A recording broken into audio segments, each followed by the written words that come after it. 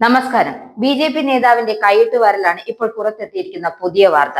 തമ്മിൽ കുത്തു മൂത്തപ്പോൾ പല രഹസ്യങ്ങളും പുറത്തു വരും. അത്തരത്തിലൊരു രഹസ്യത്തിന്റെ ചുരുളാണ് ഇപ്പോൾ അഴിഞ്ഞിരിക്കുന്നത്. ബി.ജെ.പി നേതാവ് എം.ടി രമേശിനെതിരെ കൈക്കൂലി ആരോപണവുമായി മുൻ ബി.ജെ.പി നേതാവ് എ.കെ നസീർ രംഗത്തെത്തിയിരിക്കുകയാണ്. പാർട്ടിക്കുള്ളിലെ കള്ളത്തരങ്ങളും മുസ്ലിങ്ങളോടുള്ള വിവേചനവും കണ്ടുമടുത്താണ് നസീർ CPM-ൽ ചേർന്നത്. പാലക്കാട് ചെർപ്പുളശ്ശേരിയിലെ സ്വകാര്യ മെഡിക്കൽ കോളേജിന് അനുമതി വാഗ്ദാനം ചെയ്ത് എം.ടി രമേശ് വാങ്ങിയത് ഒന്നും രണ്ടുമല്ല, 9 കോടി രൂപയാണ്. ഈ കൈക്കൂലി ആരോപണം ഉന്നയിച്ചിരിക്കുന്നത് എ.കെ നസീറാണ്. മെഡിക്കൽ കോഴ കേസിൽ പുനരന്വേഷണം നടത്തിയാൽ ബി.ജെ.പി നേതാക്കൾക്കെതിരെ തെളിവ് കൈമാറാൻ തയ്യാറാണെന്നും നസീർ പറയുന്നുണ്ട്.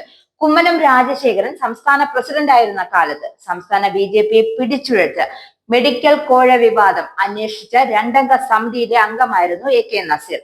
പാലക്കാട് ചെർപ്പുളശ്ശേരിയിലുള്ള സ്വകാര്യ മെഡിക്കൽ കോളേജിൽ നിന്നും എം.ടി രമേശ് കോഴ വാങ്ങിയെന്നതാണ് നസീർ ഉന്നയിക്കുന്ന ആരോപണം. കോഴക്കാര്യം മുൻ സംസ്ഥാന പ്രസിഡന്റ് P.S. ശ്രീധരൻ പിള്ള അടക്കം നേരിട്ട് മനസ്സിലാക്കിയിട്ടും നടപടി ഉണ്ടായില്ല. കാരണം പാർട്ടിക്കുള്ളിൽ തനിക്ക് ഇഷ്ടപ്പെട്ടവർ ചെയ്യുന്ന എന്ത് അഴിമതിയും നേരെയും കണ്ണടയ്ക്കുന്ന സമീപനമാണ് ശ്രീധരൻ പിള്ള സ്വീകരിച്ചത് എന്ന കാര്യമാണ് നസീർ ഇവിടെ വ്യക്തമാക്കിയിരിക്കുന്നത്.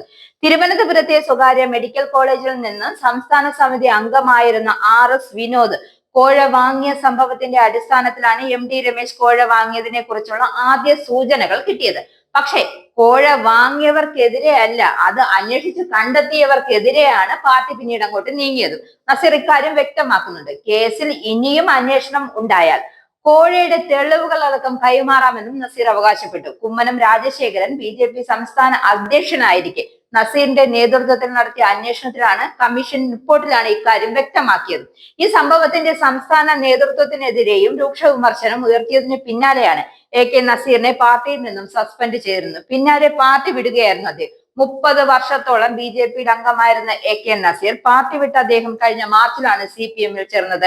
മുസ്ലിങ്ങളോടും ന്യൂനപക്ഷങ്ങളോടുമുള്ള ബി.ജെ.പിയുടെ നല്ല രീതിയിലല്ലാത്ത ഈ സമീപനം കണ്ട് തന്നെയാണ് അദ്ദേഹം പാർട്ടി വിടാൻ തീരുമാനിച്ചത്. എന്തായാലും എം.ടി രമേശിനുള്ള കോഴ ആരോപണത്തിൽ സർക്കാർ എന്തൊക്കെ നടപടി സ്വീകരിക്കുമെന്ന് നമുക്ക് കാത്തിരുന്ന് കാണാം.